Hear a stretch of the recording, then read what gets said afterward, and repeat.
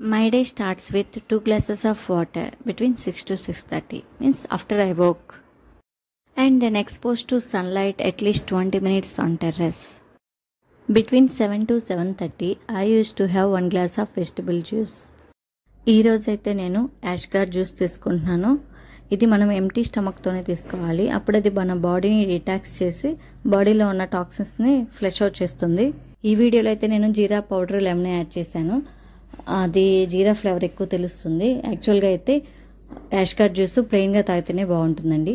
ఇది తాగిన తర్వాత కొంతమందికి వామిటింగ్ వచ్చిన ఫీలింగ్ వస్తుంది. అలాంటి వాళ్ళు తాగిన తర్వాత చిన్న బెల్లం ముక్క నోట్లో వేసుకోండి. I break my fast between 8 to 8:30.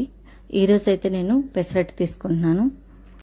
2 పెసరట్లు, పల్లి చట్నీ, అలాగే కరివేపాకు మునగాకు కలిపి చేసిన కారపొడితో తీసుకుంటాను. 10 to 10:30 ఆ టైంలో ఏదైనా సీజనల్ ఫ్రూట్ తీసుకుంటాను. లేదా రెగ్యులర్గా మనకి ఇయర్లీ దొరికే అరటిపండు కానీ, జామ పండు కానీ, పప్పాయ కానీ కంపల్సరీగా ఏదో ఒకటి తీసుకుంటాను.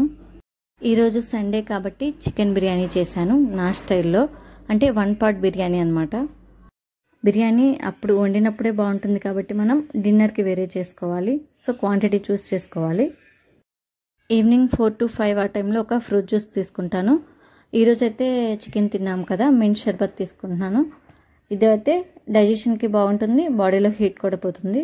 దీనికోసం అయితే అప్పుడే తుంచిన ఫ్రెష్ పుదీనా, నిమ్మరసము, అలాగే పంచదారకు బదులు పటికి బెల్లం తీసుకున్నాను. యాలకులు, జీరా పౌడర్, వాటర్ తీసుకొని గ్రైండ్ చేయటమే.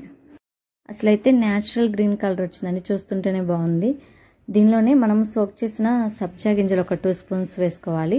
మా పాపకైతే సబ్జాలు చాలా ఇష్టము. 7 to 8కి డిన్నర్ చేసేస్తాము. వేడిగా ఉంటానా ప్లేట్ కల్లా స్టీమ్ పెట్టేసింది. ఈరోజైతే బగారా రైస్ చేశాను. సింపుల్గా రైస్ కుక్కర్లోనే మనము కుక్ అయ్యేటప్పుడే కలిపేసుకోవచ్చు. ఇంకా చికెన్ ఫ్రై, అలాగే మటన్ కీమా చేశాను. ఎప్పుడు ఒకటే వెయిట్ మెయింటైన్ చేయాలంటే చిన్న టిప్ అండి. That's depends on quantity of the food we are taking. దానికోసము మనకి సరిపోతుంది అనుకున్న దానికంటే ఒక గుప్పెడు తక్కువ ఫుడ్ తినాలి. మనకి సరిపోయిన దానికంటే ఒక గుప్పెడు తిన్నా అది ఫ్యాట్గా కన్వర్ట్ అయిపోతుంది. వీడియో కనుక నచ్చితే ఒక లైక్ చేయండి. Thank you.